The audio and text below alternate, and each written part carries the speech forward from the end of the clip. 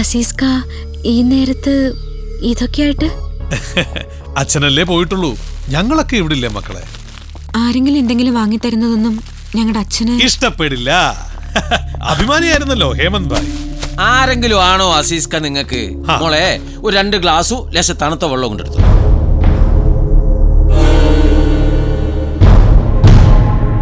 അച്ഛൻ കഴിച്ചിരുന്ന ആളല്ലേ, അതുകൊണ്ട് മക്കൾക്ക് അതിന്റെ വികാരം മനസ്സിലാവണല്ലോ, അല്ലേ അസീസ്ക?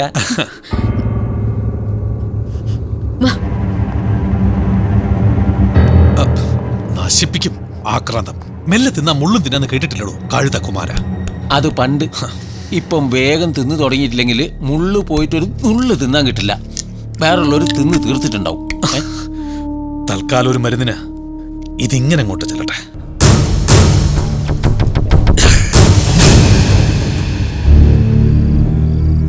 ചേച്ചിക്ക് എന്താ പറഞ്ഞാല്? നേരും കാലവും നോക്കാതെ എപ്പോഴും ഇവിടെ ഇങ്ങനെ കയറി വരിക, അതും തന്നെ കള്ളും കമ്പനിക്കാരും ഒക്കെ ആയിട്ട്. ചേച്ചിക്ക് വയ്യെങ്കിൽ ഞാൻ പറഞ്ഞോളാം ഇവിടെ ഇങ്ങനെ വരരുതെന്ന്.